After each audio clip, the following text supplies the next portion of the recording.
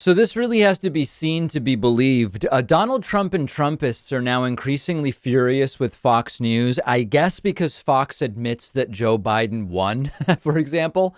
And Fox News also cut away from a press conference yesterday with Trump's press secretary, Kayleigh McEnany, because she was lying. And Neil Cavuto said, whoa, whoa, whoa. If she presents some evidence for these claims, we'll go back to it. But these are really serious allegations to be making about voter fraud. So the point is, Trump now and many Trumpists are furious with Fox News, and Trump has doubled down and humiliated himself even more, if you can imagine, by starting to tweet out clips of NewsMax. Now, if you haven't heard of NewsMax, good for you, first of all. NewsMax is sort of similar to OAN in some way. It's like a low budget version of Fox News. Some people say it looks kind of like a porn parody of Fox News.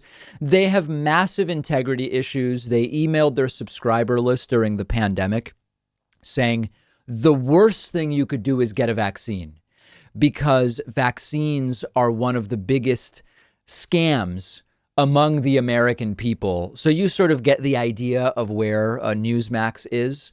Trump now, I guess because he's furious with Fox News, regularly is tweeting out Newsmax clips.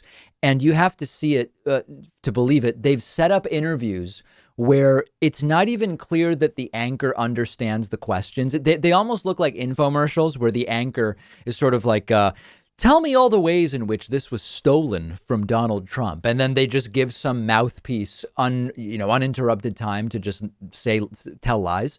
Here's one with an RNC spokesperson on fraud claims. What can we expect to see in court? We will pursue every legal avenue because what's going on right now is a total travesty. This is not the United States of America where we have free and fair elections with legal votes cast. And that's who decides elections, not media organizations. Now, I'm not going to play long clips. There's a lot more to this, but my suspicion is that exposure to too much of this drivel probably is bad for your health. I don't want to do that to the audience, so I'm going to keep the clips pretty short. Here's another one with, actually, this is with Congressman Jody Hice. I'll talk to you about Jody Hice in a moment. But this was around the time Trump tweeted he's going to win Georgia. Yesterday, I don't mean on election day. Yesterday, Trump tweeted he's going to win Georgia. And here is Congressman Jody Hice claiming the same thing because of either reporting or recording or who even knows what. Take a look. It's very close, and quite frankly, I believe it's on the verge of getting a lot closer. Fulton County just came out just within the last hour or so, recognizing that they have a significant issue on reporting that they did on Friday. WXIA, the NBC television affiliate, is already saying that this is significantly going to change the count in favor of President Trump. At the same time, Gwinnett County has come out in the last hour or so indicating that they likewise have some glitches. Now that congressman there, Jody Hice, he's a disgusting guy. Back in, it was 2014, he claimed that there was a gay plot to sodomize your children. And also in 2014 said his belief is that women need their husband's permission to enter politics. That's Jody Hice, who was interviewed on Newsmax and then signal boosted by Donald Trump. And then here is Trump flunky Richard Grenell. You might remember Richard Grenell from the RNC. He actually spoke at the RNC, just claiming it's all fraud. Like it's just the entire thing is fraudulent. Every single one of these videos I've played for you so far has been flagged by Twitter as disinformation about an election. Take a look. That are now coming back to haunt us. Ballots that were mailed out of state, people saying, I haven't lived in Nevada for years. We saw more than 3,000 people who lived out of state get ballots. We've brought those to the authorities' attention. Many of those people have broken the residency requirements.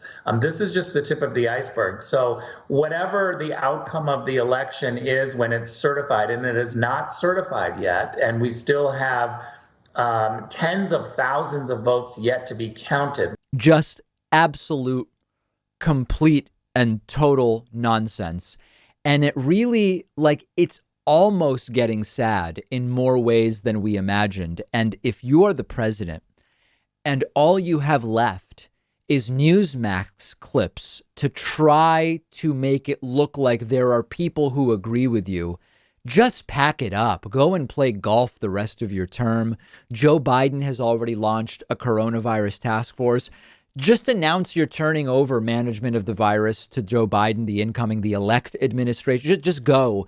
And I believe it was Trump's former personal attorney, Michael Cohen, who said yesterday in an interview, he expects that at Christmas time, Trump will leave and go to, his resort in Florida or somewhere, and that he won't even come back to the White House. I think that's possible.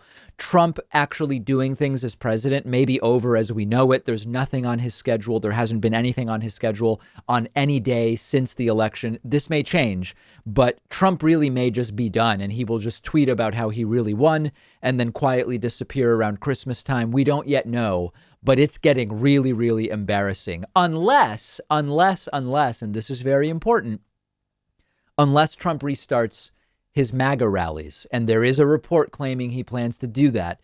And I want to talk about that now.